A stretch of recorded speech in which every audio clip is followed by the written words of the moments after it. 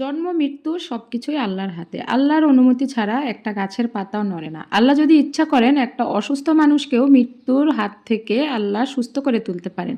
আবার আল্লাহ যদি ইচ্ছা করে তাহলে একজন সুস্থ মানুষকেও মৃত্যুর ঘর পর্যন্ত পৌঁছে দিতে পারেন। আসসালামু আলাইকুম, কেমন আছেন সবাই? বাড়ির পাশেই প্রতিবেশী এক ভাসুর হয় সম্পর্কে।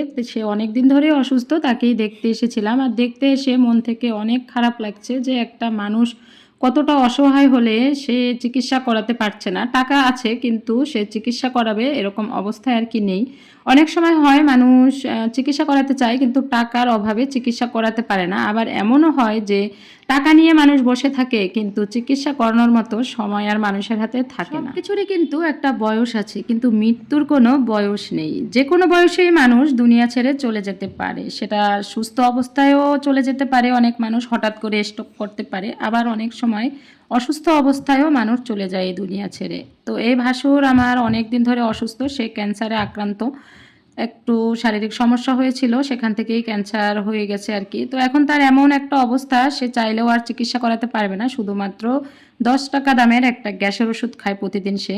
সামর্থ্য থাকলেও এর থেকে বেশি ওষুধ সে খেতে পারবে না, কারণ ডাক্তার তাকে খেতে দিবে না। মৃত্যু যে কতটা সহজ, চোখের পলকে যে কিভাবে মানুষের মৃত্যু হয়ে যেতে পারে, এটা প্রথম দেখেছি আমার শাশুড়ির মৃত্যু। আমার চোখের সামনে কিভাবে যে একটা জান বের হয়ে যায় মানুষের দেহ থেকে, এই জিনিসটা আমি প্রথম দেখেছি আমার শাশুড়িকে। তারপরে এই তো ঈদের ছুটিতে বাড়িতে গেলাম, আর এই আমার এই প্রতিবেশী ভাসুরকে দেখে আসলাম যে মৃত্যু যন্ত্রণায় মানুষ কতটা ছটফট করতে পারে, কতটা অসহায় হতে পারে একটা মানুষ মৃত্যুর কাছে। দুনিয়াটা লিখে দিলেও মৃত্যুর হাত থেকে তাকে ফিরানো যাবে না। কিছু জিনিস আমরা এত সহজে মেনে নিতে পারি না, তার ভেতরে একটা হলো অল্প বয়সে মৃত্যু। একটু বয়স্ক হয়ে মৃত্যুবরণ করলে সেটা আমরা খুব স্বাভাবিকভাবেই মেনে নেই। তখন আমরা নিজে বুঝ দেই যে তার বয়স হয়েছে, অসুস্থ ছিল, সে মারা গেছে, ঠিক আছে। কিন্তু যখন কেউ অল্প বয়সে মারা যায়, বয়স হওয়ার আগে আর কি, মৃত্যুর তো কোনো বয়স নেই, তারপরও যারা স্বাভাবিকভাবে অল্প বয়সে মারা যায় তাদের মৃত্যু কিন্তু আমরা খুব সহজে মেনে নিতে পারি না, অনেক খারাপ লাগে।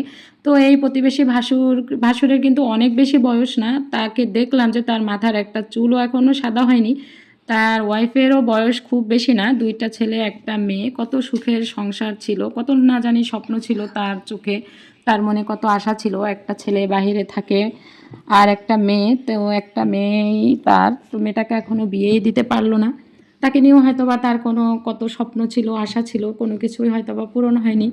তো দেখে অনেক খারাপ লাগলো। বাড়িতে থাকা অবস্থায় আমি তাকে 2 দিন দেখতে গিয়েছিলাম। তো সবচেয়ে যে ব্যাপারটা খারাপ লেগেছে সেটা হলো আমি বাসায় চলে আসার একদিন পরেই সেই ভাসুরটা মারা গিয়েছে।